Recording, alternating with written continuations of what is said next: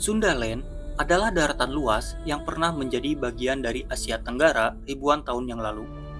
Kini, sebagian besar wilayah ini telah tenggelam di bawah laut. Apa yang sebenarnya terjadi pada Sundaland?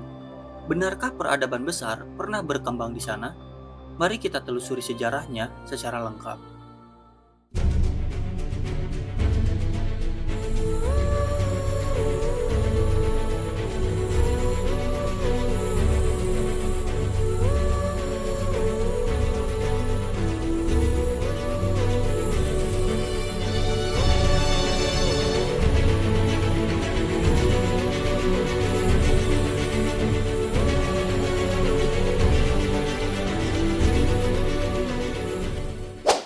Sundaland adalah daratan yang mencakup semenanjung Malaya, Sumatera, Kalimantan, dan Jawa.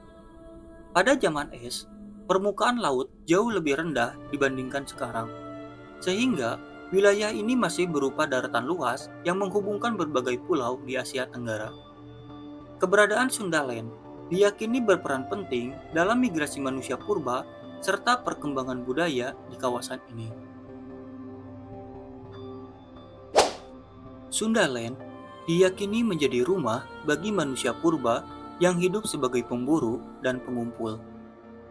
Bukti arkeologi menunjukkan bahwa mereka telah mengenal pertanian dan membangun komunitas yang berkembang. Kemungkinan besar, peradaban awal di kawasan ini memiliki hubungan dengan kebudayaan Austronesia yang menyebar ke berbagai wilayah. Kehidupan mereka bergantung pada sumber daya alam yang berlimpah, seperti sungai, hutan, dan padang rumput. Manusia di Sundaland hidup dalam keseimbangan dengan alam. Mereka memanfaatkan sumber daya yang melimpah, seperti hutan, sungai, dan laut. Aktivitas utama mereka adalah berburu hewan seperti rusa dan babi hutan, mengumpulkan buah-buahan liar, serta mulai mengenal sistem pertanian sederhana dengan menanam umbi-umbian dan padi liar. Peralatan mereka terbuat dari batu dan kayu yang digunakan untuk berburu serta membuat tempat tinggal. Mereka hidup dalam kelompok-kelompok kecil yang kemudian berkembang menjadi komunitas yang lebih besar. Diperkirakan, masyarakat Sundaland telah memiliki sistem sosial yang terstruktur dengan pembagian tugas antara pemburu, pengumpul, dan perajin.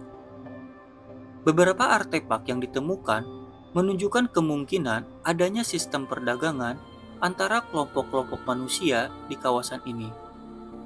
Mereka mulai mengembangkan pola pemukiman yang menetap dengan rumah-rumah panggung untuk melindungi diri dari banjir dan hewan buas.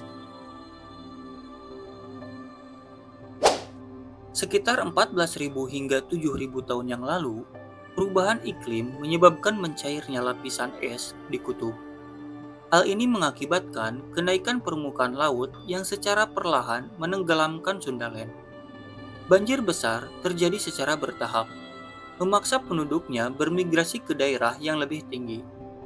Beberapa teori bahkan menghubungkan peristiwa ini dengan legenda banjir besar yang ada dalam berbagai mitologi dunia, seperti kisah banjir dalam mitologi Hindu, Sumeria, dan bahkan dalam Alkitab serta Al-Quran.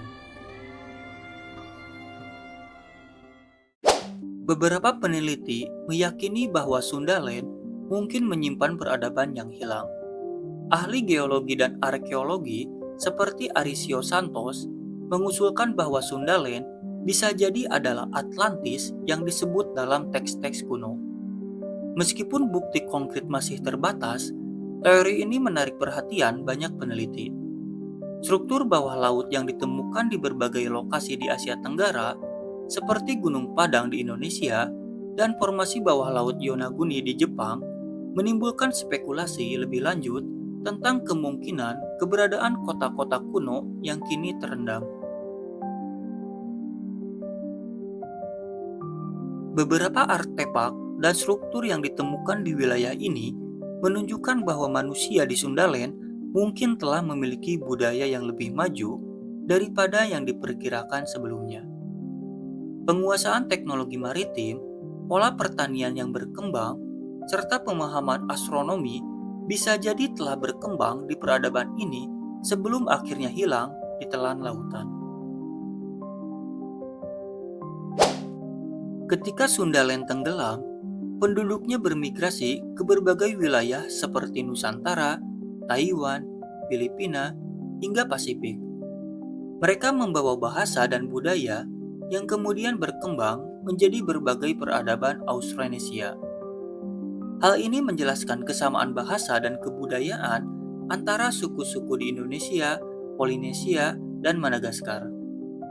Beberapa ilmuwan bahkan menganggap Sundaland sebagai titik asal migrasi besar manusia yang menyebar ke seluruh dunia. Jejak budaya Sundaland masih dapat ditemukan dalam seni, mitologi, dan kepercayaan masyarakat di kawasan Asia Tenggara. Beberapa tradisi kuno, seperti pola bercocok tanam padi, sistem sosial berbasis komunitas, hingga kepercayaan animisme yang menghormati roh leluhur, diyakini merupakan warisan dari peradaban ini. Sundaland bukan sekedar daratan yang hilang, tetapi merupakan bagian penting dari sejarah manusia. Jejaknya masih bisa kita lihat dalam budaya, bahasa, dan sejarah Nusantara. Meskipun banyak misteri yang belum terungkap, penelitian tentang Sundaland terus berkembang dan bisa memberikan wawasan baru tentang asal-usul peradaban di Asia Tenggara. Menurut kalian, apakah Sundaland menyimpan rahasia besar yang belum terungkap? Tulis pendapat kalian di kolom komentar. Terima kasih telah menonton video ini. Jangan lupa untuk like, komen, share, dan subscribe untuk konten sejarah menarik lainnya. Sampai jumpa di video berikutnya.